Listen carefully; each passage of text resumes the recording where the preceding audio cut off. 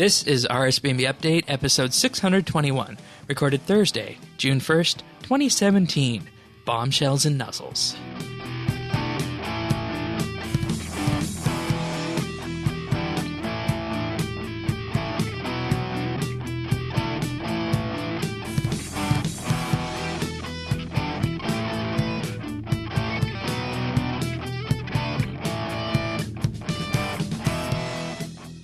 Hello and welcome to RSBANDB Update, everyone.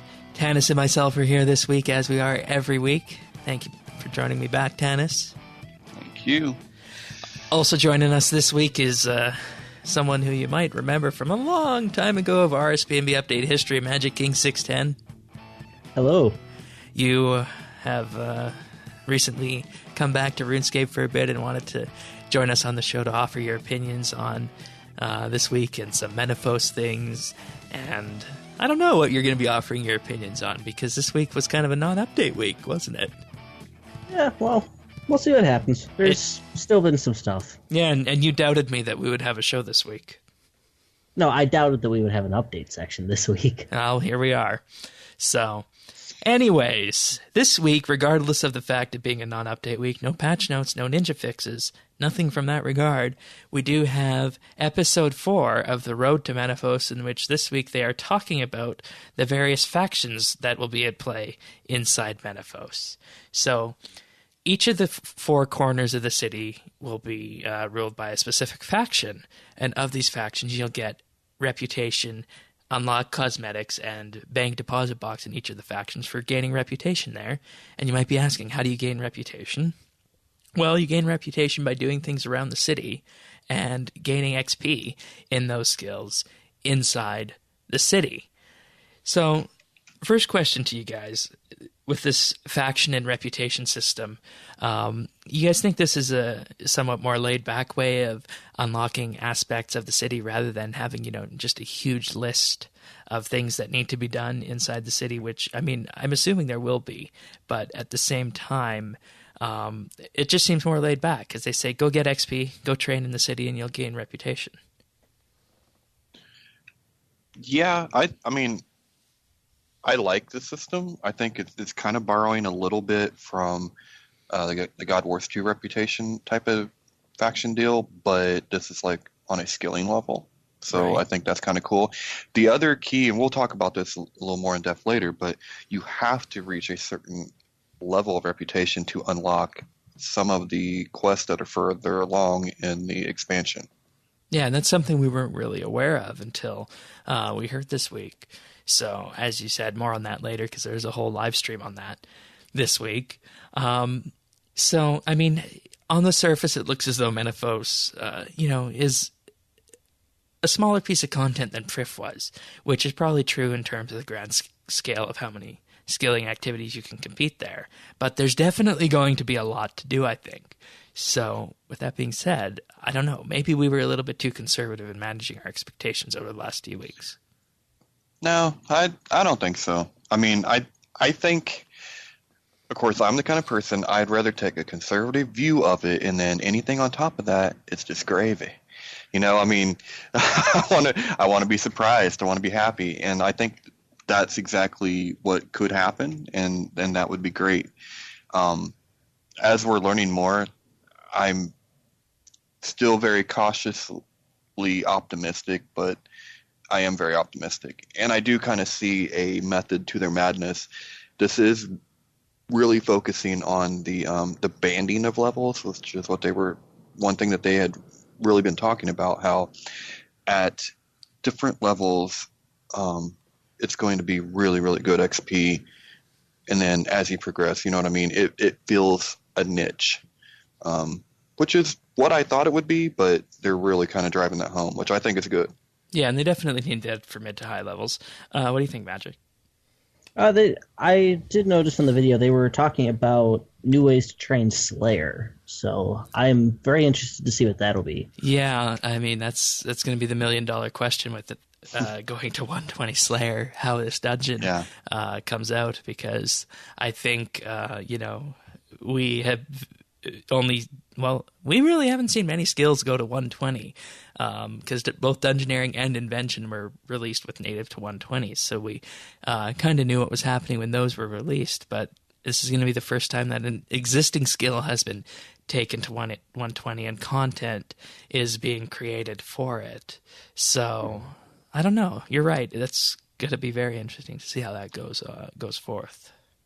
Well, and Mod Osborne specifically kind of alluded to there being more than what we know, like more than just the Slayer dungeon. So, are we being trolled, or is there something that I don't think so. I don't think so. We just don't know, because we'll talk about this later. There's also the Golden Path, and you'll recall that at RuneFest 2016, they did say that they can move to expansion type updates, where they will bring out a single large update, but it will often take between a month to 3 months for someone to fully explore and understand all the content that's there.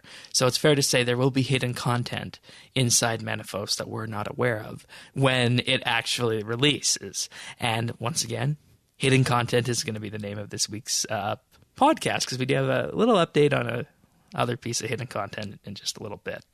But they also brought out some tips for Menaphos here. I think we can move on to the tips that they mentioned, and they were 10 tips in the video.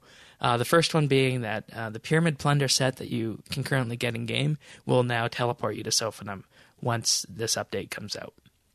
Diamond in the Rough and Stolen Hearts are the only 2 quests that are needed to access Menaphos right out of the gate, so very low barrier to entry. You will, however, need to complete all of the desert quests to face off against the Pharaohs, which, once again, we really don't know too much about the Pharaohs, so that's going to be an interesting learning experience right there. You're going to be able to switch factions at any time, even though you may want to get all the unlocks from a specific faction before moving on. And to access the Slayer dungeon, now this is something that you guys are going to be interested in, you will need to have completed the quest Ichlarin's Little Helper, which is a great desert quest. If you have not done that, would highly recommend it. I assume you guys have both done that? Yep. Okay, good. I just did it again for the second time this week. Oh, yay. So, yeah. All right. Yeah. And it was fun. Yeah. If you're lower than 120 Slayer, they say, why don't you wait for Menaphos? Because there's going to be lumps of new trading methods in Menaphos. So once again, there was the rush for people to get 120 Slayer before the update came out, so they would have it right off the bat. But they say, if you're still below 120, why don't you wait? There's going to be some interesting stuff to play with. They're also going to be doing a community event outside the Menaphos, which I'm guessing is on the same level as Build-A-Fair and Port Sarum and other community events that we have seen in the last 6 to 8 months. So I don't know how we feel about that, but hey, it is what it is. Any thoughts on that? As long as it's not another pay-to-complete event, then it's just a bonus, in my opinion. Yeah. Yeah, I mean, that's cool. And then what, on top of that, is it for 1 month you're going to have a 5% bonus? Yeah, that's point number 8, a 5% bonus XP in Menaphos for any activities taken. Then point 9 was rather cryptic, and they said the Golden Path, and that was all that was said in this video about this. So Golden Path is going to play an interesting role here, and I think some people are on their way to completing that, but we'll talk about that in a bit. And point number 10 is to unlock the lodestone of Menaphos, which, depending on how you feel about lodestones, might be something that you do or you don't do. So, woo! I want a lodestone. Okay. Yeah. I think lodestones could be... You ever tried to walk around here? Yes, that's how we used to do things back in the olden days. I know, and we used to make butter with a churn, and we used to ride horses, too. I've done both of those things. Oh, of course you have, Shane. Of course you have. I've done both those things in real life. I've even made ice cream with a churn. But well, okay. So, I mean, we could do it that way in RuneScape, but in any case. All right.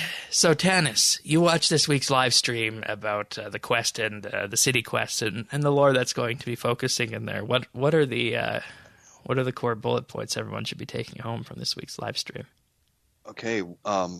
Well, first of all, there's going to be 4 new quests. So that's very cool, and that kind of gives us something that I don't think a lot of us expected to have that many quests. I thought there was maybe one to get in. Yeah, I'm wondering, so do we know if they're cool. going to come out all next week or if they're just going to trickle out over time?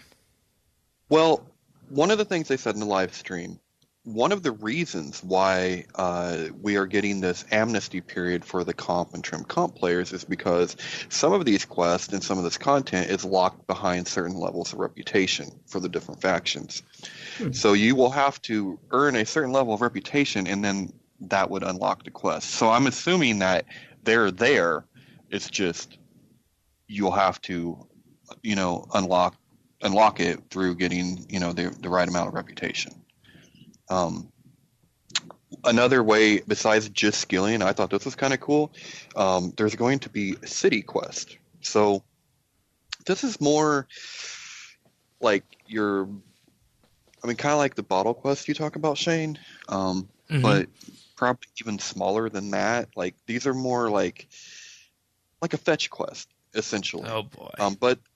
But there's like story involved in it from what it sounded like. So what they're trying to do then is they're trying to kind of take the same template they used for the Arc mini quests and add a bit more story to it. And I know I'm going to get tomatoes or something thrown at me for saying that because no one really liked those Arc mini quests.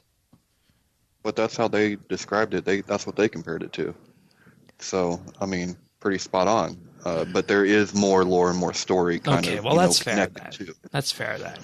I think that's fine if they deliver on that. And you also, when you complete it, you have the choice of either to take the rewards or you can get extra reputation for that faction. So I think that's kind of... So then we're definitely going to be doing something with the reputation beyond the quests then. Yes, for sure. Do we know what that's going to lead to, or did they not go into that in the stream that much?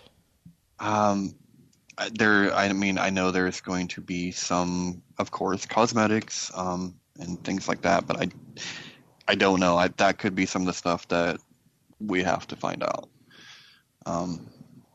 All right. Because they didn't give us everything. One thing they did, in addition, this is kind of not along the same lines as the quest, but they've reworked the desert, which was something they said they wasn't doing a couple weeks ago. But well, that's good. I mean, yes, they have. So, and I mean, with that, awesome. It's really gonna go towards that revamped entire feeling of that area and kind of revitalizing it. Because I'm just looking at the stream right now, and Menaphos itself looks really good, doesn't it? And I thought, why would you half-ass this and not just do it?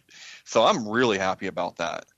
Yeah, and if there's one thing Jagex can do with graphics nowadays, it's really take advantage of the NXT rendering engine and deliver solid visual experiences that really improve game immersion and stimuli. So, really great. All right. Any other bullet points that we should take home from the stream? Let me think. Those were the ones that really stood out to me. All right. And it was a much shorter stream this time. There wasn't a lot to cover, but I thought those were all very interesting and pretty cool. Yeah, because when we think about it, that wasn't something that was initially talked about, a graphical rework of the desert and surrounding areas with this. But hey, we'll take anything we can get. So that's great. Oh, we'll definitely take it. And I didn't expect for there to be full-blown quest included in this. Yeah, well, you kind of need to do that when you're dealing with the desert and a huge new area coming out. So, and that's why I wanted to be so careful early on, is because we really weren't being told everything, and that's why managing expectations has been so key for this update process. So, yeah. Magic, are you excited about Menaphos, and what does the stream do for you? I myself didn't watch the stream, but I am definitely excited to step foot in the city that we've been talking about for well over 10 years at this point. Yeah, that's true. I remember on the podcast here when actually Sophanum, its city on the other side, came out, and that other one has just been sitting there and just been waiting and waiting for the right time, and here we are. All right. So we good to move on from the stream then, Tannis? Oh, one more thing. We do know sure. the name of the first quest that gets you in. It will be called the Jack of Spades, and it's Ozan quest. Okay. Lots of fun. Not going to be voiced, boo. But some of the NPCs in the city actually do have very generalized voice acting to them. So. Yeah. So we do have that. So Jack of Spades sounds interesting. Ozan sounds cool. Because when was the last time we looked at these signature heroes? They've kind of fallen by the wayside with the whole God story. And I mean, Ozan I think was one of the least annoying ones, but there he is. Ozan was cool. I mean, I thought it was a pretty cool story, and yeah. This will be neat. We're also going to find out about Osman and Leila, whatever her name was, his daughter. There's going to be more, but I don't know if that is in that quest or one of the subsequent quests, but that's there as well. Excellent. Also, just thumbing through the stream here, a reputation system, chaplain's checklist, chop Acadia trees, pickpocket marketers, steal from all the stalls, catch all 3 fish, hunt a plover bird using Acadia log, do a shifting tomb, do a city quest, kill a devourer gorilla, okay, gather divination energy from Sophanum, and collect a cat. Yeah, that was like a little list that they had one that JMod's working on, and unfortunately for him, he did not realize that he killed a gorilla on the internet on the anniversary.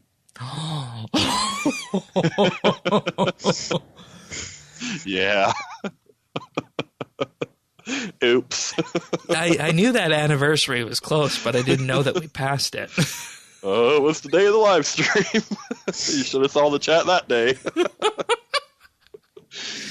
Oh, you got to leave it to Jagex to do something like that, right? Yeah. But I mean, if that's an example of some of the tasks, that's really not too bad.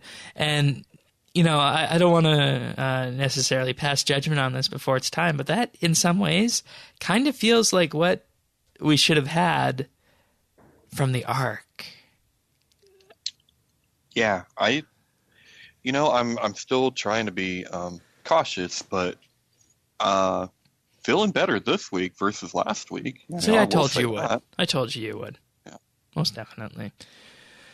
All right, so that was a stream this week, and as I mentioned, we do also have a little bit to talk about with regards to the Golden Path.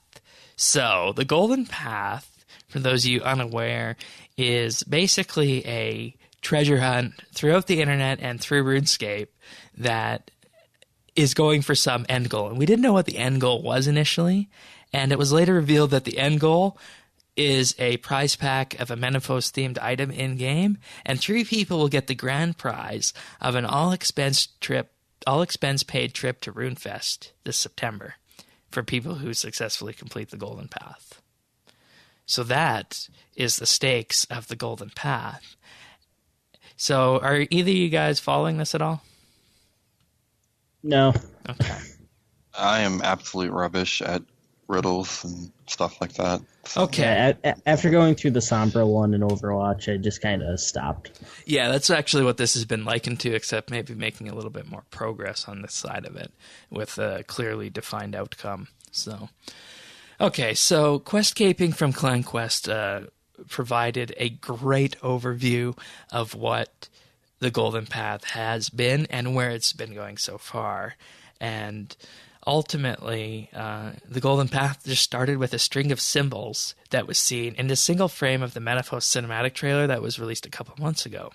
And I don't know if you guys noticed this, but there are also different symbols at the bottom of this week's Chapter 4 behind-the-scenes video for Menaphos as well. So that's the kind of level of hidden information we're talking about here. These symbols were also decoded eventually and revealed to be an alphabet, and the string of symbols decoded to a hidden page on the Menaphos website that RuneScape created, basically linking to a page that explains the Golden Path as it is. And on that page, there's more of these symbols, and they translate into various languages: English, German, French, and I believe that other one is Portuguese, so don't quote me on that flag. So all of these are on the Menaphos website, and then you can use that dictionary to decode the message. And people did ultimately spend a lot of time decoding that message, and after they decoded it, it came out to one sentence entitled "The Legend of the Golden Path." It seems pretty simple, but this was just the beginning. Eventually, as they moved through it, it was revealed that the golden city of Menaphos stands today, as it has always for generations, resplendent, affluent, and prosperous, and ultimately below the surface there's corruption, decay, and destruction, which is obviously referring to the Slayer dungeon, because we know Slayer is going to take place underneath Sophonim and Menaphos. So that was alluded to in the Golden Path. And we're going to be bringing some destruction in the shifting tombs. There you go. Exactly. Also in here, the pharaoh grows richer, while the poor of nearby Sophonim rot in the ditches. So once again, it's kind of that whole East Ardoin, West Ardoin thing, with the Menaphos being the affluent, while the Sophonim being very poor. Menaphos' 4 districts are each ruled by 4 different people: a commander, an admiral, a worker, and a grand vizier. Each in some way are complicit in the city's desolation.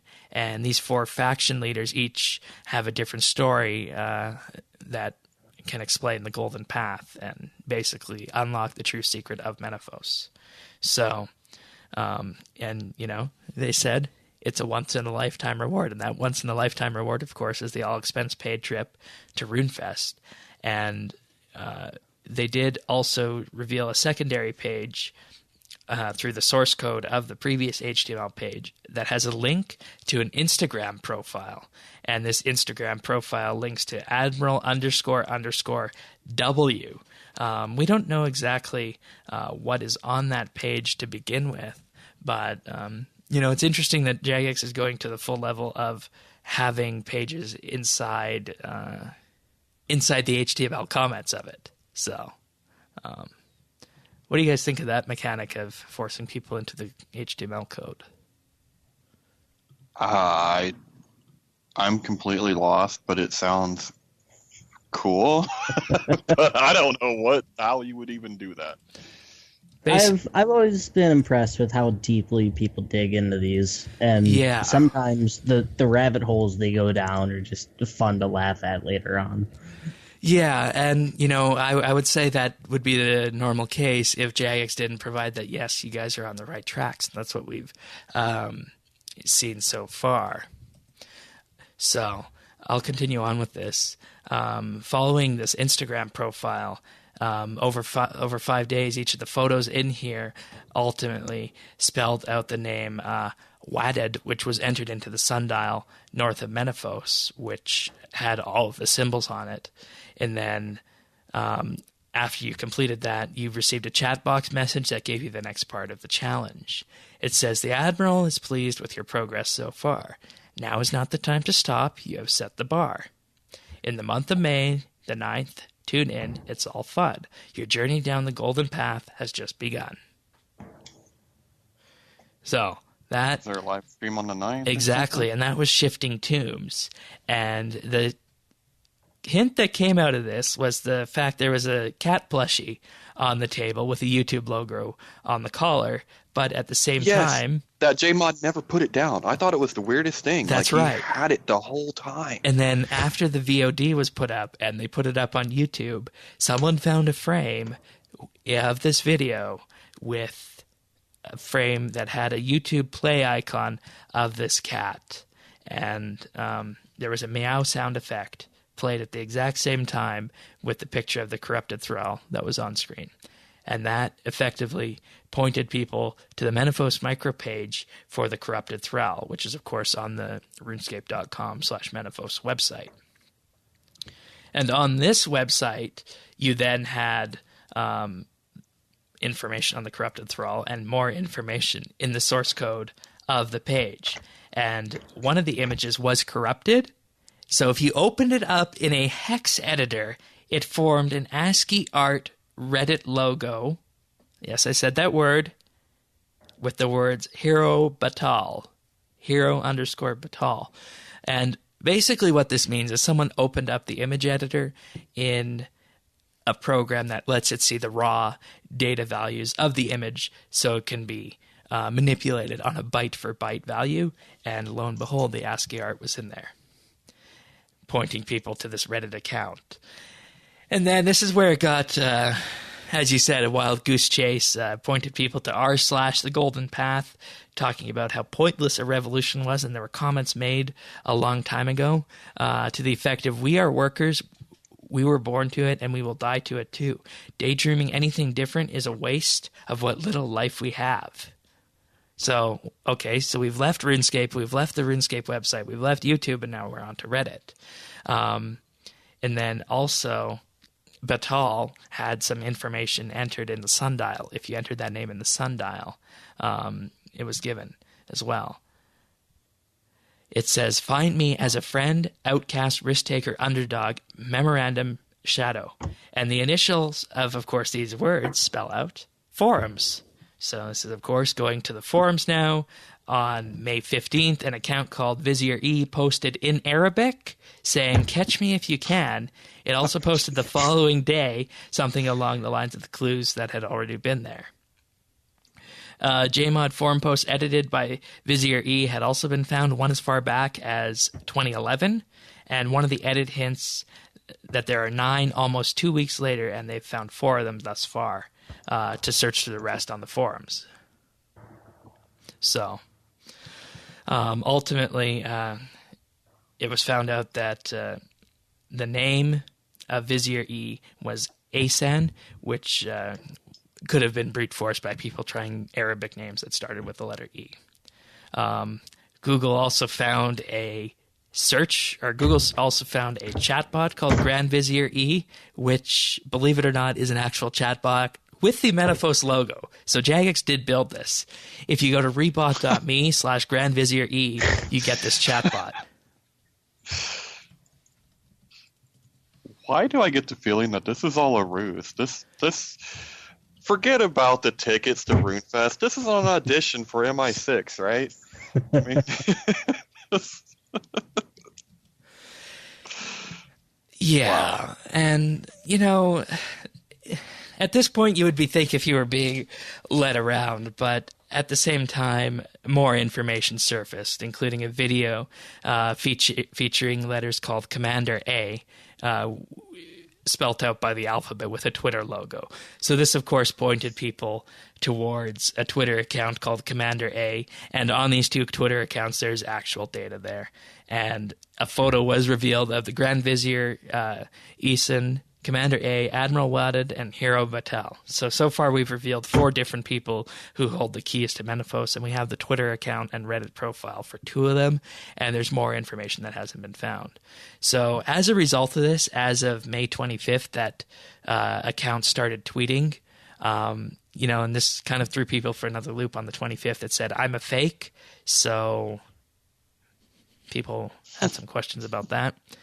But if you turned up the saturation of the images in the tweets, you can see that it says, I am the real deal in the left border, using the, of course, symbol alphabet that was there. And as we go to record this, there's more information that still hasn't been revealed with this. Wow. So this is where we're at, and it's not finished yet, and it likely won't be finished until we get the final release of Menaphos in-game. Good Lord. Yeah, wow. Some people are dedicated. Yeah, I completely agree with this. And, there were initially Discord channels set up for the Golden Path before Jagex announced it as an actual competition. But once Jagex announced it as an actual competition with the rewards, the amount of people interested just skyrocketed. So, that brings up an interesting question from Questcaping here. Would it have been better if the reward wasn't known, and if the puzzle just being a puzzle rather than a way to grab a free all-inclusive trip to RuneFest? What do you guys think? Would anybody went to that extent, though? I mean, how would you even think to do some of that shit? Like, seriously, how would you even think to do some of that? Like, you had to have a reward, right? You had to. It happened with Overwatch, and there was no reward for that other than just being able to say, "Yeah, I figured it out." So if people are really into it, they'll do it. But Jagex releasing a reward basically just gets their name out there and says, "Hey, if you do this and you show dedication to the game, we'll fly you to our event for free." Yeah.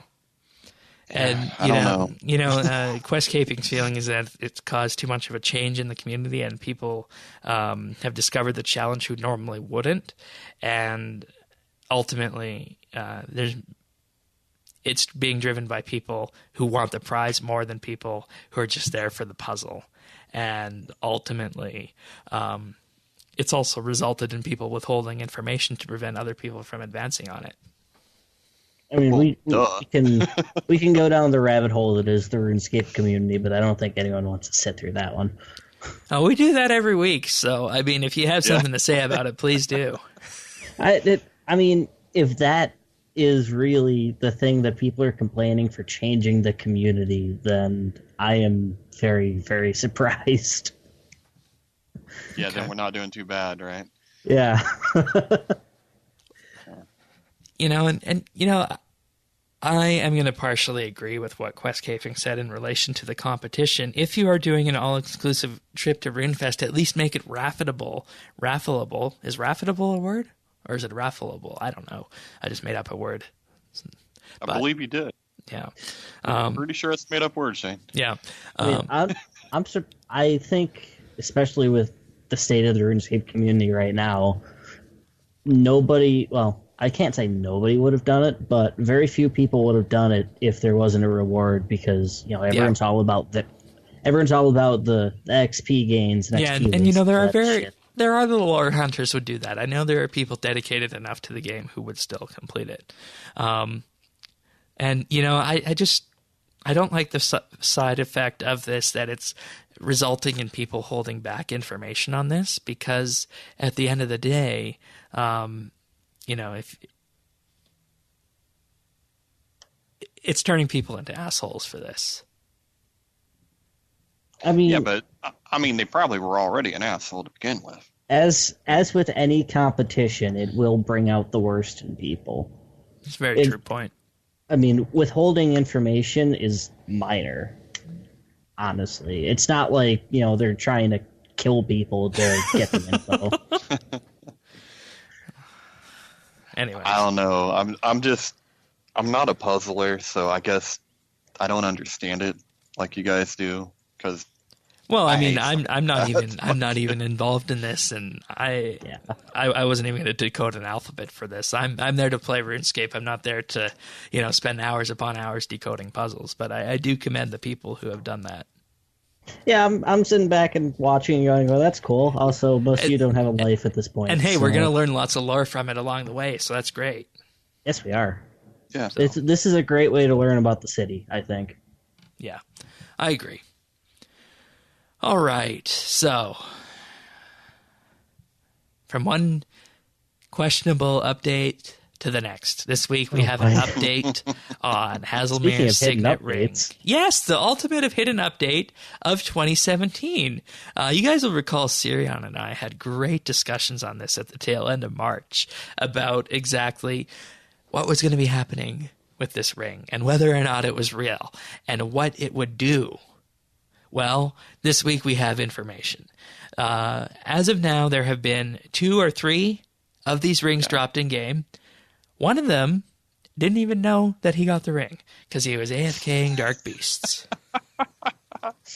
They had to put clues out on the live stream. They're like, if you are a maxed player, if you were AFK Dark Beast, you have 200 mil skills. I'm like, when they said max player, I'm going, oh, I'm ready to start searching my bank, Yeah, like the ring was banked and they didn't do anything with it. So I'm just waiting to find out what the ring actually does. Right, that's one thing we're still very questionable on. And, this really is what the topic that Sirion and I really debated about here, is that this ring comes out with the luck rework. It's unannounced, and if it's just a cosmetic update of the ring that already exists, fine, have at it. Have at your billion GP cosmetic ring. But I feel like if it was cosmetic, they wouldn't be making such a big deal out of it. Exactly. It is not cosmetic. I don't think we know what it does yet, do we? Nope. The first person to confirm that they have it stepped forward last night. So they have not said anything about what it does. Maybe they don't know. Maybe they have a gag order. Who knows? Maybe they're trying to sell it before people figure out it doesn't do shit. It's just slightly tiny bit better than the luck of the dwarves. It says you feel the luck of Hazelmere shine upon you. If I remember right, Hazelmere wasn't too damn lucky, was it? No, it ended up dead. That's what I thought. Poor choice. But, okay. So, here's how you get this ring. It is classed as super rare, which isn't surprising given the fact it's taken, almost 2 months to get it? Yep. But, well, and didn't Timbo have to make some adjustments to its... Yeah, I believe Timbo said... I think he said he changed the drop table sometime at the end of April. Yeah. And basically what happens with this is that if you are wearing Luck of the Dwarves and you get a Blurberry special, you have just rolled a 1 in 10 failed chance of getting the ring. If you are not using the Luck of the Dwarves, you will get a cheese and tomato bata drop instead. Oh, the ultimate troll! Could you imagine? Could you imagine? Oh, that would suck. Yeah. That would suck. So, it can come through Slayer. It can come through the rare drop table. We know that much. And at the end of the day, it's still silly rare. But there's a huge but on this. You know what that is? It probably doesn't do much. No, they made it easier to get as time went on. Because it wasn't being dropped. Right. So, you guys can take that for what it's worth, but I don't know how I feel about that. Because, I mean, we have this item in game that's been dropped 3 times, 2 times, maybe 3, and we don't know what it does, and they had to make it easier for it to be dropped. Well, because they just made it stupid rare where it was never happening. And it was a subsection of the drop table that you could only get by having Luck of the Dwarves. Yeah. Which has now shot up in price, once again. I think it's interesting the things that we know that it did drop off, because it's dropped off a Dark Beast. I think the other one dropped off a QBD, Queen Black right? Dragon, yeah. Mm-hmm.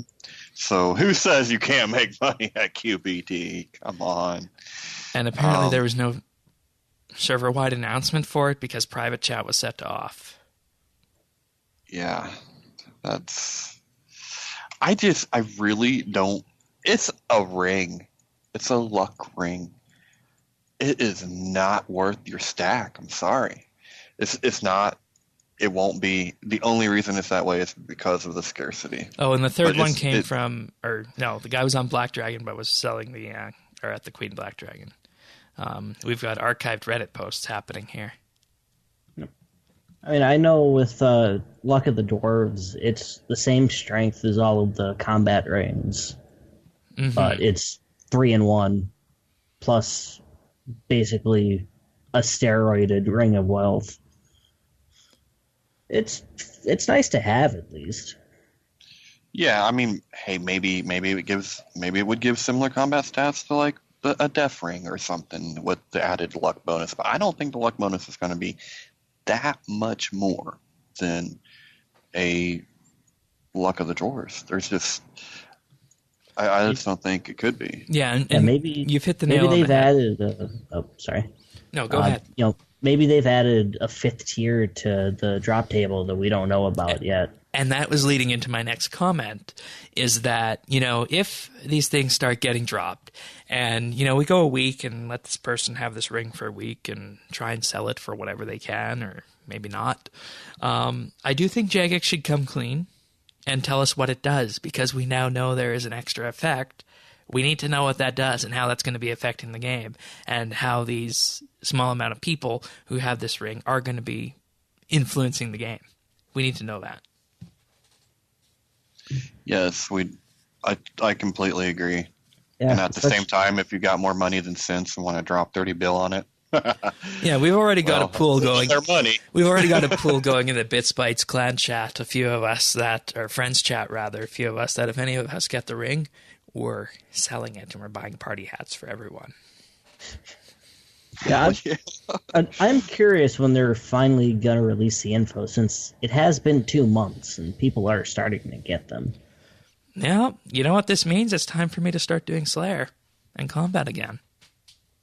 Oh, you're supposed to wait for Menaphos to come out. No, I'm not going to wait.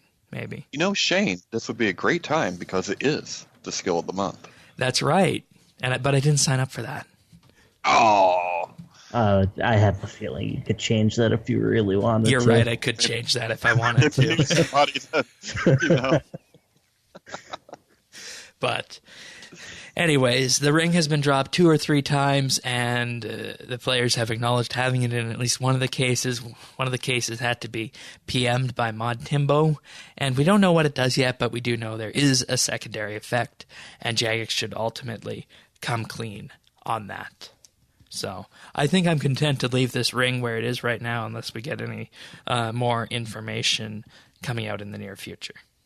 I'm sure we'll hear next week when people start to mess around with it.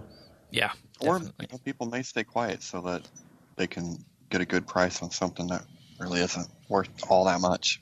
Yep. I'm wondering, though, for this many people does this go straight to the bank if your inventory is full? Because it kind of sounds like it, possibly. I mean, how would you not know it was in your inventory? Because, it's going to be in your backpack. You know what I mean? If you were using a legendary pet to pick up your stuff... It would have went to your backpack. Right. So you would have seen that. I would have seen that, and I don't see shit. That's very true. I would hope you would notice, hey, there's a ring in my inventory that I didn't have when I started. But you never know. Yeah, I'm just curious. I was thinking about that because I'm like, it seems like it might go to your bank. Because it might have been the only way that they could know for sure. All right. You guys ready for the second big mystery of this, or third biggest mystery of this week's podcast? Is this your mystery? Yes. Oh, geez, I want to know. The suspense is killing me. Does anyone have any guesses before we begin? No, I've been trying to figure this out since you told me this morning.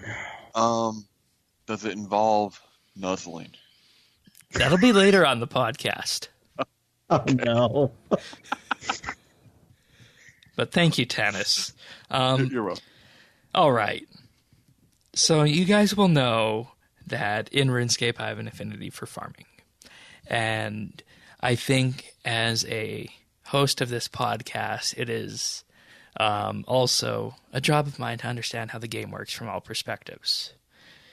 So I have taken steps this week and over the past week and a half to begin to do this and to enable myself to have fun with farming again and learn the game from a different perspective. I have said for a long time that ordinarily, there's no point in me doing this. There's no point in it. But I have created an Iron Man character that is going to be a skill peer. With the objective of getting untrimmed 99 farming. Holy shit. The only way this could have been more surprising is if you said you did it on old school. I actually thought he was going there with this. Wow. No, okay. I know Shane well enough to know he would kill himself before he made an old school account. So, if you guys are wondering as to why this achievement section this week for what I've been doing on this version of the game might be a little bit laxed, well, I've been working on a few other things, and I have a couple skills already to level 15 on that character. And I did put membership on it with a bond, and we'll see how far that goes. And I would also like to say that there is no guarantee that this experiment will continue.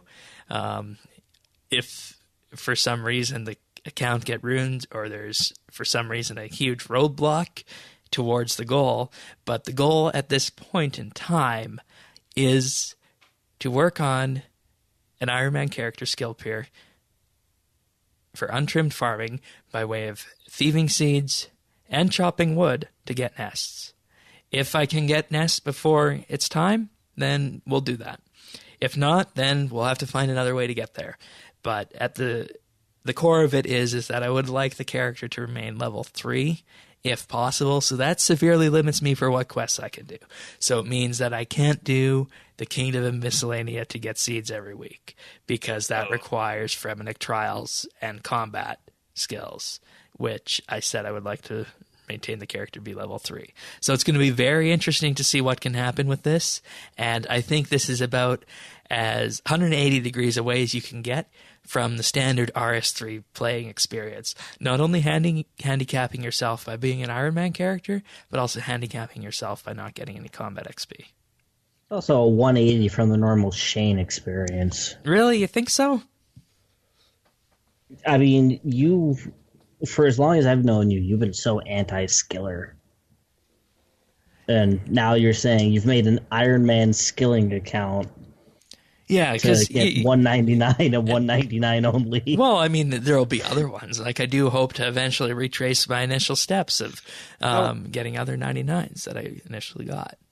If you get untrimmed farming, if you went all the way to 120, would that be an untrimmed 120? Like, is that possible? No, I don't think that's possible, because the Master Capes only come in one flavor. Oh, okay. Bummer. That would have been cool. Yeah, it would be. And another huge thing that this character is going to be missing out on, Prif. Oh, there's some patches there, huh? Yeah, missing out on 2. And the Trollheim one is even going to be questionable, but that's just a herb, so it's going to be an interesting experience. But I know it's been done before, and I have known people who have done it before a long time ago with other methods in the game. In fact, RSBANDB used to host one of the largest skilling clans in RuneScape, Peaceful. So, well, that's cool. So we do. That is something that has always been on the potential back burner.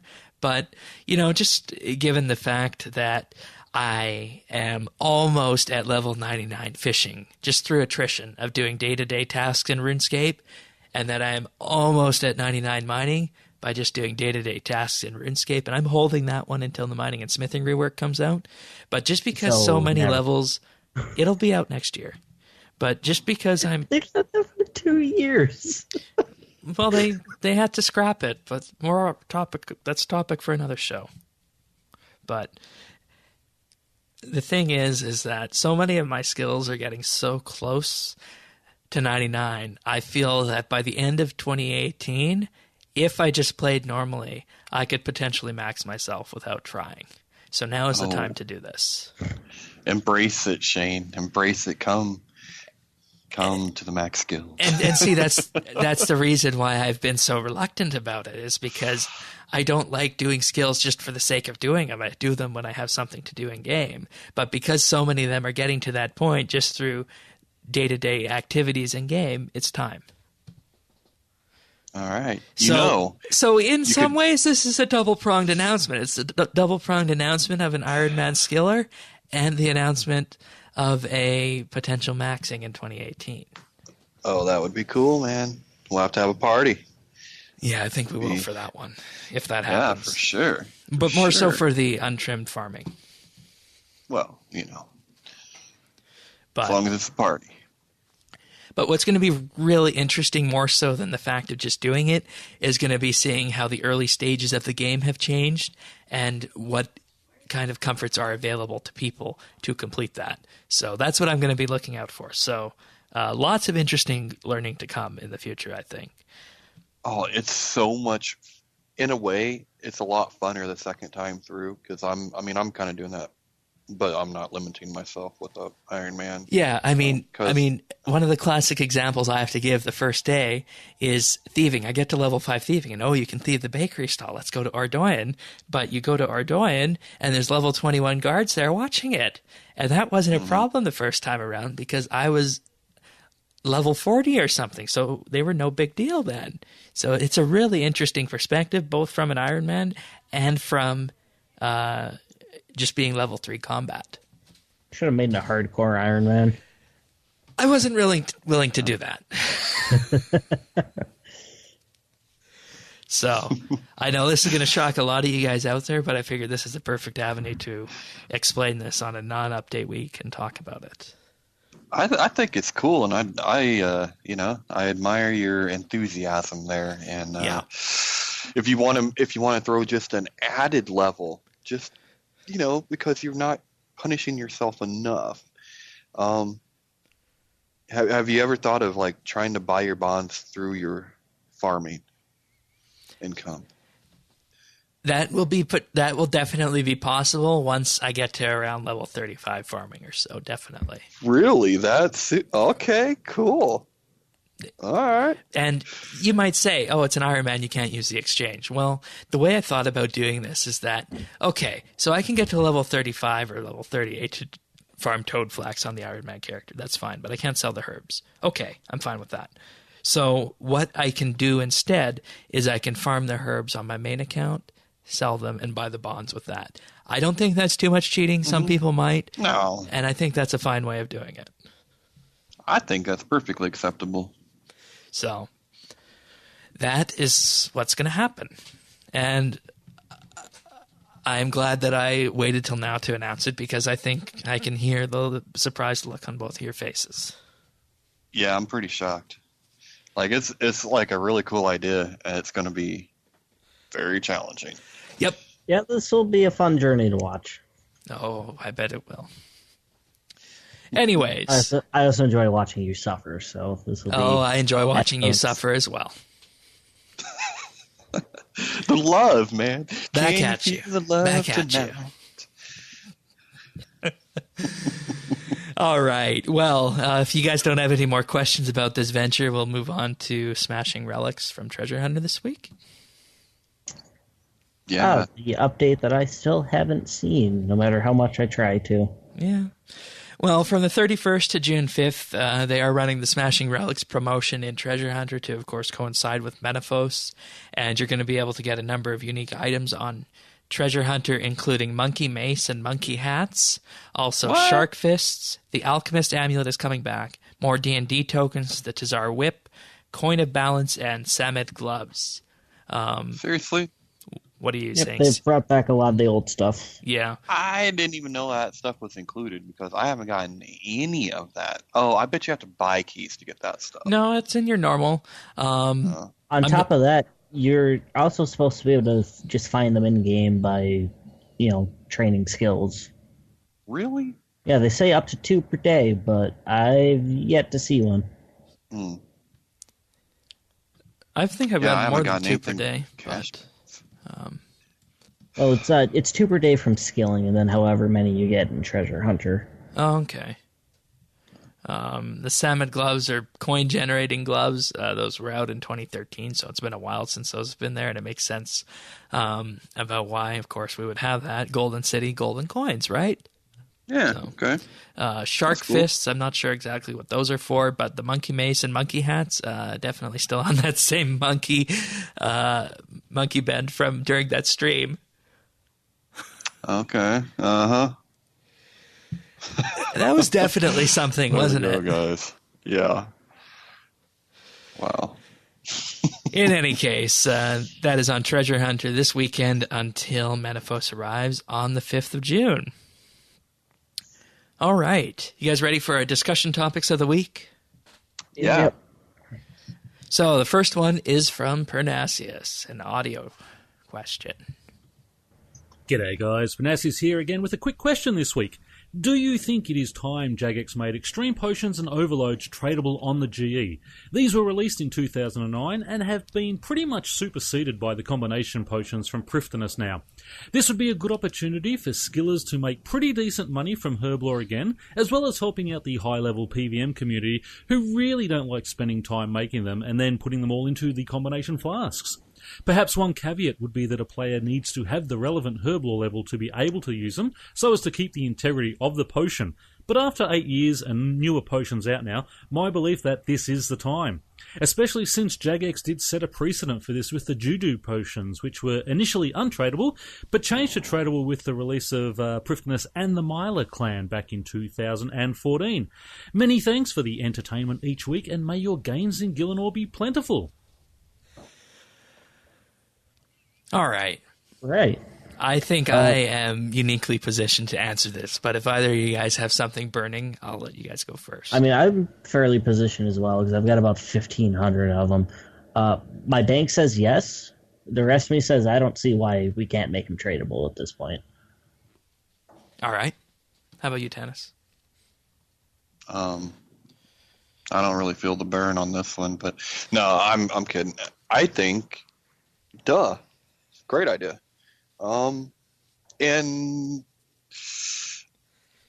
I don't think it would hurt anything because he's right. The top level, Overload used to be the absolute highest top level, but now that would be the Supreme Overload Salve, I think. Yeah, that's something the like one, that. The one we that's call got that the Overload plus the extremes. It's the gumbo. It's got everything in it. Little this, little that.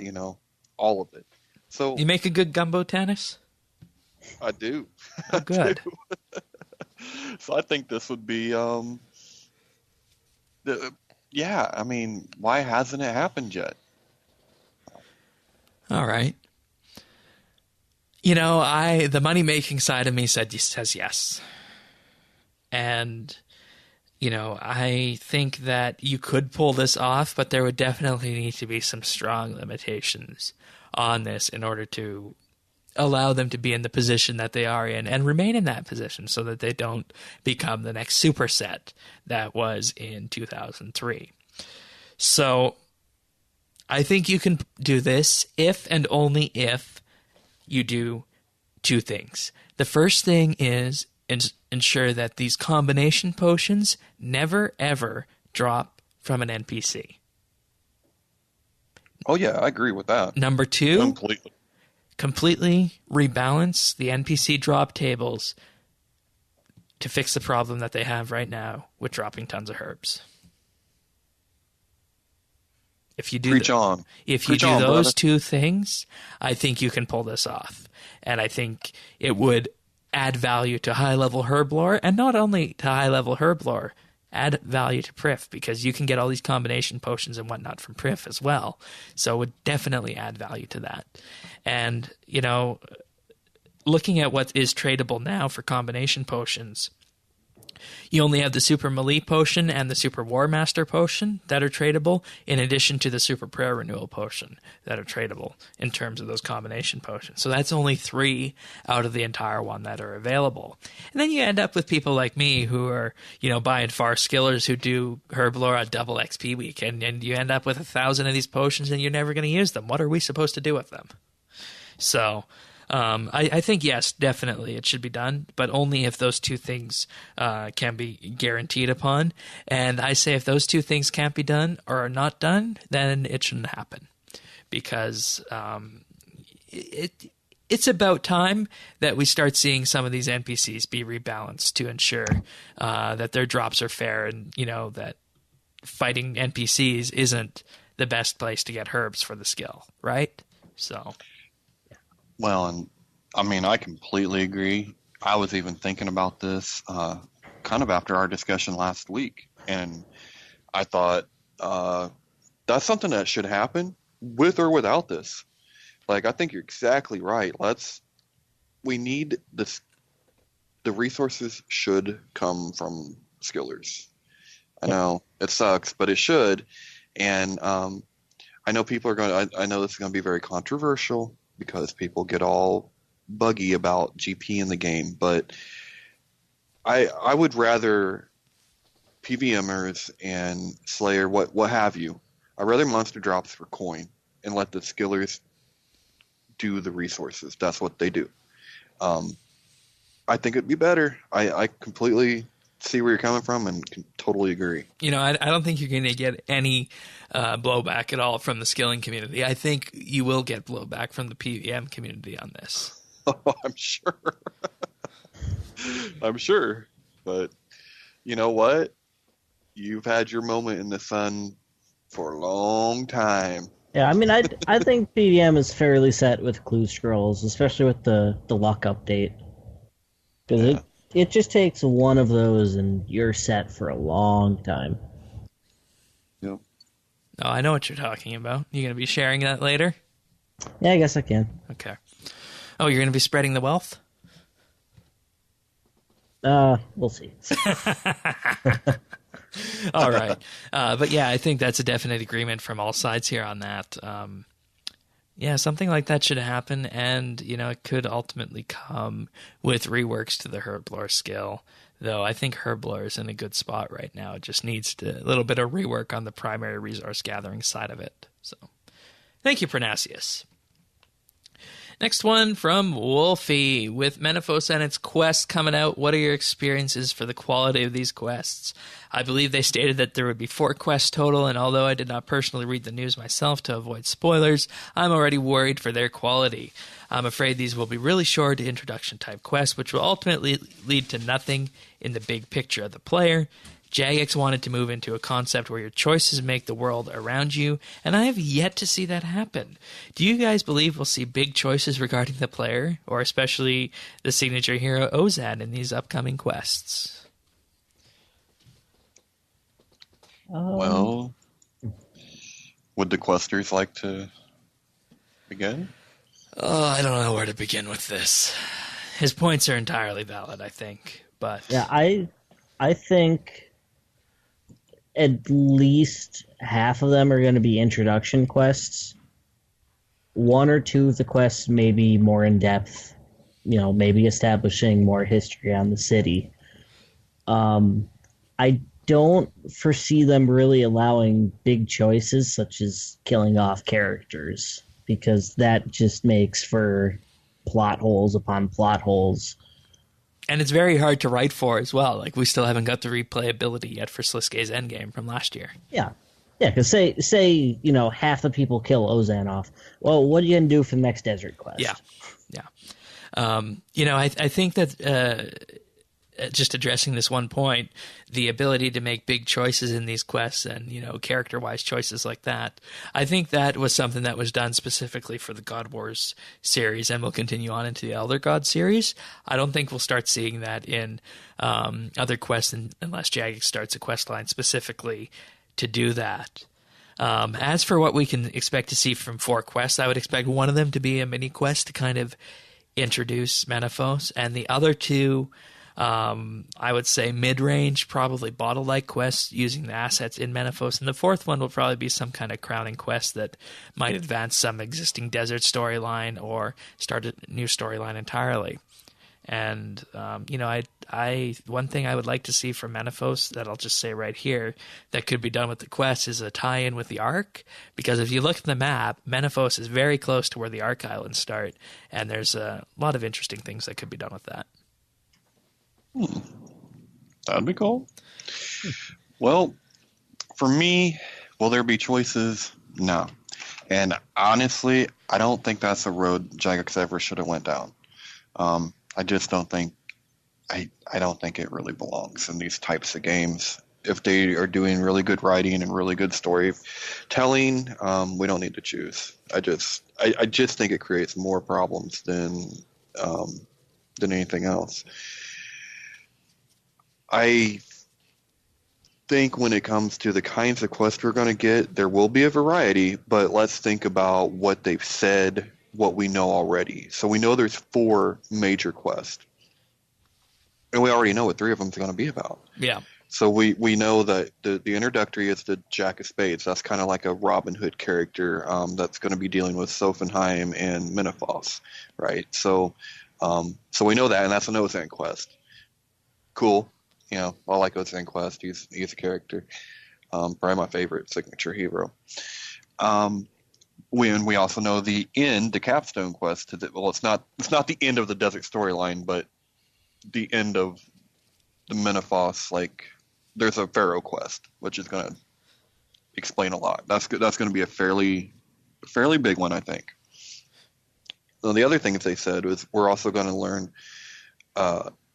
more about the war with Al-Kharid and the rivalry there. So I think that is going to be the subject of a quest. So which only really leaves one other quest that I'm not really sure what it's going to be about. That one may be a little bit smaller, but I don't think the main 4 quests are going to be like little rinky-dink things, because the city quests are out there. I think that fills that spot. But I could be wrong. Yeah, we'll see what happens. You just got to look back to various other kind of quests that happened in RuneScape, and sometimes the best quests that this game put out were the quests that were essentially bottle quests, smaller quests that just focused on specific areas of story. And if 2 of the 4 are that, then that's just fine. And if you have 1/4 one that we're, talking about, the city quest, I believe it was called, that you said. That is going to be the most involved of them and is going to have consequences, then that's good, I think. And I'm definitely also agreeing with what Wolfie says about reading news about this to avoid spoilers. It's well known to me and those of you guys who I talk to about the shows is that I don't read third-party reviews or third-party forums or anything like that on the week of an update, because I don't want to poison what's in my mind about these updates. So I think it's a very good thing that Wolfie is not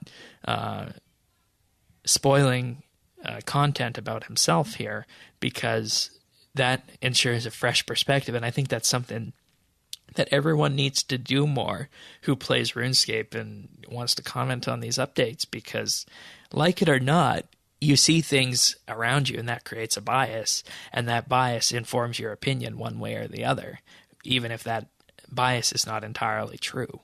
So what I'm saying here is that it's good that we're not hearing too much about these before they come out. Yeah, and that's a double edge, because, I mean, in a way, that's what we're trying to help people, that's what we do, It's to kind of explain some of this stuff and kind of look at the different sides of it. So, I don't know. It's going to be interesting. And, I mean, I think anytime we are looking at 4 quests coming out in a short period of time, that's just excellent. At least that's the way I feel about it. I don't know about you guys. For me, it depends on a few factors. I don't mind quests. Sometimes I really like them. Like when I've been going through on Junior, it's like I'll do a quest. I'll be like, that was actually pretty cool. That was kind of fun. But if they give me a colored light puzzle, I'm not going to be happy about that again. Right. Because they did that with those penguins. Yeah. And it's just, the Saren quest and the Zamorak's heist as well. Yeah. Yeah. I mean, if I have to take 15 pictures and share them with my friends on Discord, like, well, what color is this? Not going to be happy. But otherwise, cautiously optimistic. Yeah. And in case you're wondering why Tanis is asking about colors, color blindness, right? Yeah. All right. Thank you, Wolfie. Anything else on that one before we move on? Nope. Okay. If you guys want to send your own questions in for next week's Menaphos update episode, you can email them to questions@rsbnb.com. Update.rsbnb.com/ask is the forum topic. Or if you want a text message or call in, that's 571-57BNB, 571-572-2632. All right, on to tech news we go. So we got some large news from Intel this week, and it really is large because Intel has announced a massive 18-core new chip. They're calling it the Core 9, and it's going to have It's going to have 36 threads on it, of course, because it's going to have hyper-threading. And this is to compete with AMD's new 16-core 32-thread chip called the Threadripper. So it's the official designation for this is the Core 9 Extreme Edition i9-7880XE, and they're calling it their first teraflop desktop PC processor. Previously, teraflops were only reachable in the depths of a GPU, but now you can get one on your desktop, and it's going to have a grand total of $19.99. Not $19.99, but $1,900.99. It's going to be shipping later this year. So this is going to be a chip for enthusiasts, video editors. I don't even want to say that gamers and streamers are going to need this because, I mean, we don't need 18 cores. No. But wouldn't it be cool? Like, do we really need to go 220 miles an hour? No. Was it fun? Yeah. There's also going to be other chips in this Core 9 X series family, including a 16-core chip, a 14-core chip, a 12-core chip, and a 10-core chip. Each of these will be ranging in prices from $999 to $1,699. So there will be options for everyone across the entire price spectrum. So I guess you have the i3 starting out at the very bottom, and the i5, the i7, and now the i9. It'll be very interesting to see what kind of sales Intel gets on these, because this is the true high end of the market, and I don't know who's going to need these except for maybe video editors and people who run lots of virtual machines. Yeah, I mean, I don't know. Maybe they're banking on, like, does VR like take more processing power or anything like that? That would be through your GPU, so you'd want a better GPU for that. So I don't know. I mean, other than it just sounds cool. Yeah, they are also bringing out a new Core i7 X series that's going to be priced from $339 to $599, and a $242 quad core i5 X series. And the i5 and the i7 chips are coming in the next few weeks. So there's going to be something for everyone here. Well, I think that is something that is good about this, that when they come out with this behemoth of a, you don't need this, no one needs, I mean, you really don't, but wouldn't it then, push down the price of the existing stuff, which was already top end? Oh yeah, they would definitely give a price cut on the existing i7 and i5 chips. Yeah, and so I mean, at this point, I'll be in the last generation, which is fine because I've never met a game I couldn't play. So I mean, it's actually good. I mean, it's actually good for everybody. I still feel fine on my i5 from 5 years ago. So yeah, well, I mean, if it's doing what it's supposed to do, then it's, I hope mine goes that long. Yeah. And all that, you know, it's like it should. Yeah, I mean, as long as stuff stays solid and relevant and can run stuff, then that's great. But hey, if I had disposable income like that, if I just had stupid money, and that was my hobby, awesome. Hell, I'd build a new machine. I mean, that's cool. Oh yeah, there are people that do that yearly. So yeah. Magic, you got anything on these new chips? It's worth much more than everything that I currently have in my room. So okay, no. All right. And there is one catch to these chips. They have an entirely new socket, and they are going to be power hogs. They're going to be running at 165 watts, 140 watts, and 112 watts thermal design power, whereas the current high-end chips run at around 95 watts. And a medium, middle-of-the-road chip can run at 60 watts. So these are going to be power drawers. Does the AMD version ship with the fire extinguisher? That's a very good question. I don't know. But, I mean, AMD has always been a little bit behind when it comes to chips. So. Well, I'm just saying a little hot. Hot. Yeah. And, clock speeds are able to get just a little bit above 4 gigahertz, and they have new technology so that they can automatically overclock themselves. So this is, in effect, the next, I think, step for Intel is to just start stacking more cores onto these chips because they can't get the lithography any smaller than it is right now. So that's cool. All right. Wow. You guys interested in perhaps picking up a new Siri speaker? I think I'll pass on that one. You know, I would have loved to had a new Siri speaker because this is actually kind of an accessibility thing with me. Oh, there you and go. It's really, really nice. Unfortunately, Siri hears about as well as my 80-year-old grandma who needs new hearing aids. Well, maybe the new speaker would help with that kind of microphone because it would be designed to pick up the entire room.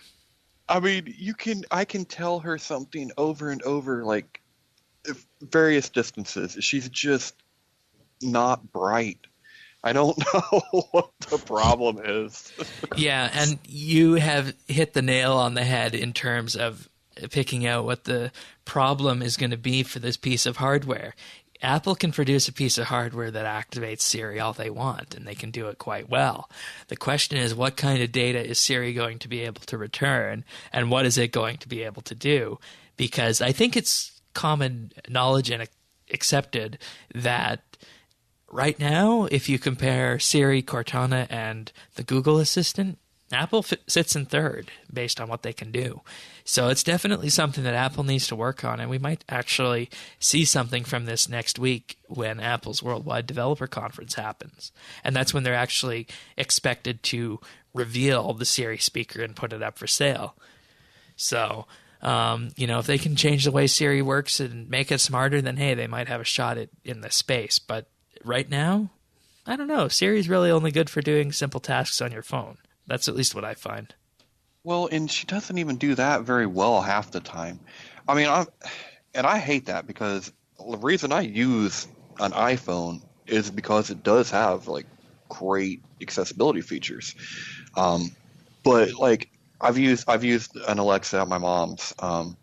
She gets it. It can do so much stuff. If I'm on my computer, I can use Cortana I can use voice for just about anything. It can open up. It can do all kinds of stuff, and it gets it right. That's the thing. Like, I can't send a text through Siri without having to delete half of the damn text because she thinks I'm saying every word but what I'm saying. Like, Maybe it's an issue with your dialect, because I haven't had any problems with the dictation. Really? Oh, I mean maybe. You are half robot anyways, so it understands a bit better. Thank you. Are you communicating with like ones and zeros? No, I speak to it normally. Okay. Well, that could be the problem, but I don't seem to have the same problem with Cortana or the other one. So I don't know. Hi there, I am just testing Siri while recording RSBANDB update. Let's see if this comes out the way we want it to, period. And the readback is, hi there, I'm just testing Siri while recording RSP and the update, which is understandable since RSBANDB update isn't a word. Let's see if this comes out the way we want it to. So it got it right. I don't know. Maybe your microphone is clogged or something. But could be. It's all about capability, I think, for me. Like, the issue right now is that it can only access the default Apple apps. And beyond that, what it can do from the developer side is severely limited. So hopefully next week we'll get some clarity on this. But until then, it's going to be a huge question mark. And if Apple can improve the API and make it more natural for what Siri can do, then they might be able to compete. And, they need to do this because Google Assistant just came out not too long ago, and it can call phones in the U.S. It effectively removes the need for a phone service if you have internet at home. You can just say, hey Google, call my favorite pizza place, so on and so forth, and there you go. So that's the kind of thing we're looking for. So it's going to be very interesting to see what happens next week with this. But it seems, as of right now, it's going to be all of a certain that we're going to get one of these devices. Magic, will you be picking one of these up or moving to Apple if Apple improves Siri? No. Okay. All right. Our last piece of tech news this week deals with Apple and Nintendo butting heads over parts. So the Nintendo Switch and Apple's newest hardware share some common components, and they appear to be butting heads. So, Tanis, what's this about? Okay, so whether you own a Switch or not, you've probably heard that the supplies of the Switches are somewhat limited. And various reasons for that. One, Nintendo just didn't anticipate the popularity of the Switch.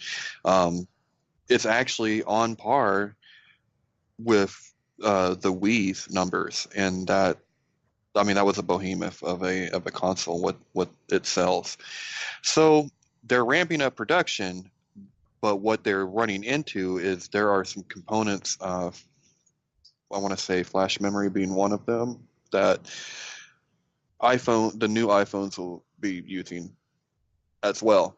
The problem is with all of the cash that Apple has on hand, they can walk in and pretty much push out anybody.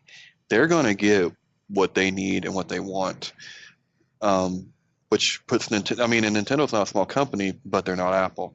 So we don't know how it's going to turn out come, the Christmas and the holiday season, which Nintendo really needs to get ramped up before people move on to, before a competitor comes out and maybe uses a different component or something they can get easier. You know what I mean? Yeah. And, I think Nintendo draws the short straw in this because for so many years, Apple has been able to corner the entire supply chain for these products. And what that effectively means is that, Apple can say to a certain company, we need X amount of flash memory by this date. Can you deliver this? And that company will say yes. And in some cases, companies have even expanded their production to suit Apple's needs. And, that's what Tim Cook was known for back when he was Apple's COO before he took over as CEO, was being able to source all the components that were needed for this. So I think the unfortunate person in this situation is Nintendo because there's going to be high demand for both the new iPhone and the Nintendo Switch come the holiday season. It's just a question of who's going to have the better negotiating and better supply chain positioning. And I think it's going to be Apple, which will be really unfortunate for gamers. Yeah. And, I wrote about the Switch when it came out. It's, it's a really unique, device. It's cool. And people, hey, the market's speaking when it comes to that because they're flying off the shelves. GameStop's reported that most of them don't even make it to the store. They get bought online before they even get there. So there is a supply shortage.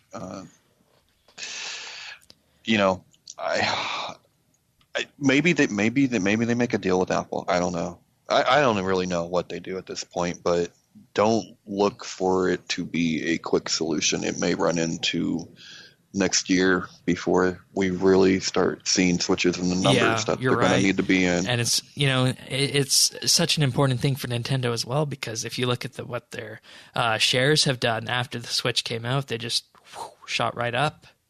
So in excess of 10,000 points. But all right. Anything else on that one from either of you before we move on to other things and wrap this show up? Nope. Oh. So, skill of the month. The May skill of the month was, of course, cooking. And, oh boy, did Touchpad Pro blow away his competition there.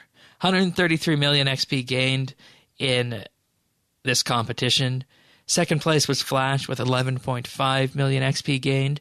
Third place was Pernasius with 10.2. Fourth place, Whitey with 3.1. And fifth place, Ironas with 3 million XP. Yes, Tanis, I know you get a kick out of that name. I do. And hey, what place was he? Fifth. Fifth? As an Iron Man. That's right. 3 million XP gained. That's pretty damn cool. Yeah. That's, nice. So, congratulations to Pro. Yeah. Just a machine. He only stopped because he had 200 million. And it looks like he stopped a bit for double XP weekend to work on other things. So I didn't know you could get 100 and what was 130 million? 133 million, almost 134. I didn't even know that was possible in a month. Like, really? Yep, that's the current, probably what I've gotten current this state of the year. game. So. Wow. That's incredible, though. It really is. And in any case, the Slayer skill of the month for June has started, and we're doing the Slayer skill of the month because Slayer is going to 120, so we'll see what everyone does, and we do have 10 competitors there, some new names and some fresh faces there. So good luck to everyone involved, and we'll see what it looks like once the numbers start coming in. Yeah, and that started did it start today, Shane? Yeah, the first. All right. Okay. How do people, if people are wanting to keep track of that, where do they go to? RSBANDB.com/SKOTM, short for Skill of the Month. And it'll take you to the most recent Skill of the Month that is active. Okay, awesome. Indeed. Alrighty, so I believe it's time now for some achievements of the week. Starting off this week, we have Marnet with 120 Invention on the 31st of May. We also have Cyan with 99 Woodcutting on the 31st. Moving on to the 30th, we have Grimy Tossels with 99 Fishing and 99 Smithing. Also on the 30th, we have I Defend with 99 Strength. And then wrapping up the 30th, we have Toragrai with 99 Mining. All right, on May 29th, Touchpad Pro reached 200 million cooking experience. On the 28th, Frar hit 99 defense. And on the 27th, Feel My Pokes reached 99 invention. Divination. Divination. Damn it. Close enough. One leads into the other. On the 26th, we have Solus with 120 invention. Nice. We have Dan with 99 prayer on the 26th. And Letterman with the Y, 99 divination on the 26th. And then Quest Pauls with 99 magic on the 25th. Good job, everyone. That was a lot more readable than last week, wasn't it? Yeah. Yeah. Alrighty. Well, there's our achievements of the week and skill of the month. I'd also like to take this time to just remind everyone that the Informer Roundup is up when you're hearing this at informer.rsbnb.com, the collection of work that has been put together by all the Informer writers in the month of May. You give that a read. Articles from myself, Tanis, Colton, Alex, and of course Mr. Bistro. Lots of great stuff this month, so you can give that a read if you haven't been following Informer this month at informer.rsbnb.com. All right. You guys ready for a pick of the week? We're ready. We're anticipating this. Is it time to nuzzle up? It's time to nuzzle. Yes, I am bringing you guys my pick of the week, and it is called Nuzzle. You guys might be wondering, what is Nuzzle? No, it's not. We're not going to have a nuzzle with each other on the podcast. That's not what this is. Nuzzle is a website that takes your Twitter account and optionally your Facebook account and in essence turns them into a news feed. So if you follow a certain selection of people on Twitter and you want to put this format into kind of like a news website, i.e. Reddit or Dig, you can do that with Nuzzle. And what Nuzzle also does is it elevates stories that have been tweeted by more than one of your people that you're following. So if 3 people tweet something compared to someone who just tweets one, the article that was tweeted by more people is going to feature more prominently on your Nuzzle. So it's a great way of aggregating your own news and sorting out what you want to see when it comes to news around you.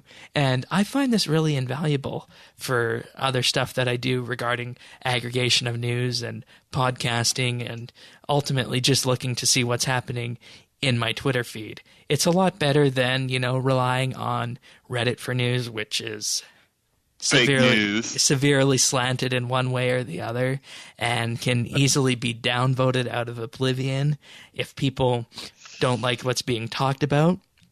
So this is all ignored because you decide who you're getting your news from. You just follow it on Twitter, and away you go. It appears in your Nuzzle, and you can customize your Nuzzle so that it shows news from the last 24 hours, last hour, last 8 hours, or the last 4 hours. And then you can get an entire week-by-week view and sort through each day. So if I wanted to see what was popular in my feed back on Monday, I could do that. And it works quite well for sorting through and picking out news items. And what's more, Nuzzle also allows you to create newsletters. So if you have a specific idea that you're wanting to share with your friends, you can create a newsletter that is tailored to the day's news. So if you're into gaming, you could make Tanis's daily gaming newsletter on Nuzzle based on news that you see and aggregate. Then people can subscribe to it, and it would be mailed to them by Nuzzle. You don't need to do any managing of mailing lists. You don't need to manage subscribers or worry about getting their emails. Nuzzle does all of that for you. And the best part about Nuzzle is it's completely free. There's a pro version, but they really don't have many extra features on it. So would highly recommend checking out Nuzzle if you've got a pretty active Twitter or Facebook feed and you want to do some sorting through it and ultimately use it as a portal to sharing out to other people. And you can find this at nuzzle.com. It also works for Twitter lists and stuff as well, which works really well. So I'm very happy with it. And it's spelled NUZZEL.com. It's EL, not LE. I know that's a common typo for the word Nuzzle, and that's how they changed it. And that's why my notes apparently changed it, because I was typing it in and we got the lettering wrong. So, Nuzzle.com. So what you're saying is you choose who to nuzzle. Other people don't just nuzzle you to death. Yeah, that's right. You get to pick who you want to nuzzle. And if I wanted to, I could share a newsletter of all these things, and if people found it useful, they could subscribe to it. I really haven't done much with the newsletter stuff yet, because I'm not sure if that's the direction I want to go with it. At this point, it's mainly an aggregator for me. Okay. So that's actually pretty cool, because I sometimes don't follow people that I want to, just because my feed is so full and cluttered, and I'm and so this is a good way to parse it out, because another great feature it also has news from friends of friends. So people who you don't necessarily follow, you can get what the people you're following would see on their feeds as well. So it's not just you, but it's also the people you follow that you can sort through. So very cool. Yeah, it's great. And there's apps for it as well, but I just use the web interface. Okay. Yeah, Nuzzle. Nuzzle-toff. Yeah. So, what have we been up to? Let's start with you, Magic. Well, I got back into the game, I believe, 4 days before Double XP weekend, and decided to stick around. Other than Double XP weekend last week, I haven't done too much. A little bit of Slayer, a couple of clue scrolls, including one Shadow Die, which I sold for $770 million. Oh, you steal my heart. So yeah, I made up for Double XP weekend. That reminds me, I need to go check my oyster. Did you get it in an oyster, Magic? No. No. Okay. I got off a hard clue. And the oyster I am, of course, referring to is the oyster on Tutorial Island that you can do every month.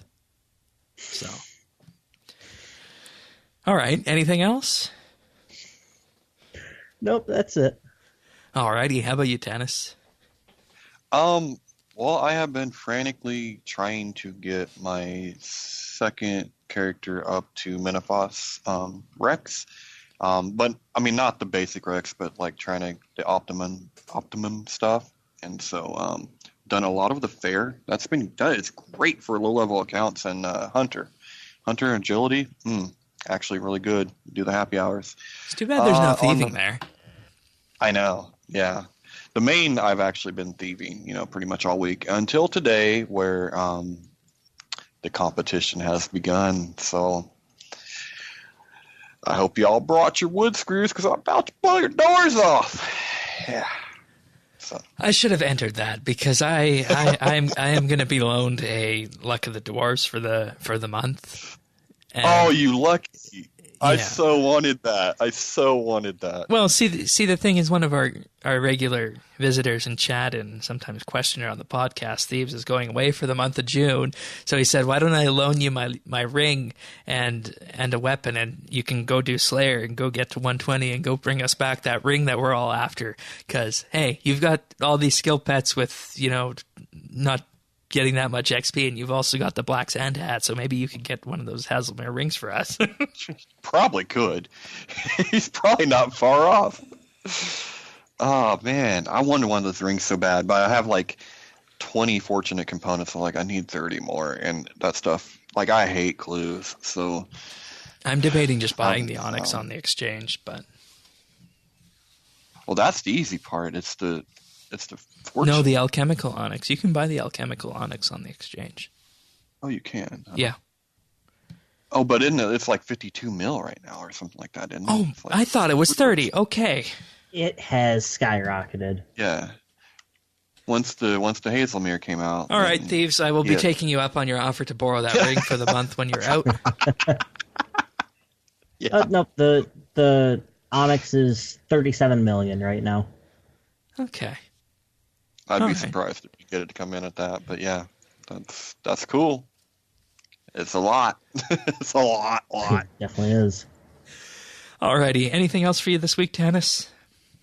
No, that's it. And good luck to everybody. I'm just, doing what I do. I gotta troll just a little bit when it comes to comp time. Yeah. All right. Well, as for me this week, I'll start with the new account since that is probably what people are going to be most interested in. I started it on Tuesday. So since then to the podcast, I've had the chance to get level 15 thieving and level 15 woodcutting and go for a very precarious run over White Wolf Mountain to go see if thieving the bake stall in Ardoyne would be worth it. And then I found out, no, it's not. So I just went back to the men, and I'm going to try and do that. I think the next thing I can do is do the buyers and sellers quest, and that should give me a significant chunk of thieving XP that can get me towards the Thieves Guild, which, if I recall, should be good XP. So I think that's what the track is going to be for that character. And then after that, it's to get to the farmers, and then the seed stall, and then start the adventure. Very cool. But I have some other news on the main account also this week. Just been doing some herb runs, some herb lore here and there, visiting the Ark, island hopping, and training some invention with that. But while I was on the Ark and I was cutting my golden bamboo, I got Woody the woodcutting pet. The woodcutting skill pet. Sweet. Jesus. Yeah, and, let me just get the exact number here since the pets came out, just to shock everyone how much XP, how little it was in terms of XP since the skill pets came out and what I got. Going back to August 22nd of last year to this year, I have only gained 1.2 million woodcutting XP, and I've got the pet. Holy crap. Yeah, you're lucky. You are lucky as hell. Damn. I also got the divination pet. Same week. No, that was before you joined the show. And okay. I also have the I was like, herblore what? pet and, of course, the farming pet. So that was my fourth skill pet. Cool. So one more and you'd be a jack of trades, huh? Yeah, I wonder what it'll be. Right. But I thought I'd surprise you guys all with those two big announcements this week, the skill pet and the new account. So I look forward to hearing what you guys think on that and your guys' opinions on the best way to level up thieving to the seed stall, and if there's any other ways I might be missing for farming, but I think I got farming well under control. So very cool. All right. That's it for this episode of RSBANDB Update. Thank you, Magic, for joining us. Thanks for having me. And Tannis and I will be back next week with a very special guest throughout the month of June to cover Menaphos. You guys are going to like this guest. He's going to do a great job at covering Menaphos with us, and we're going to uncover lots of the secrets of this city through Slayer and whatnot. on the podcast. So we'll see you next week, and thank you for sharing your time with us. Bye. Bye.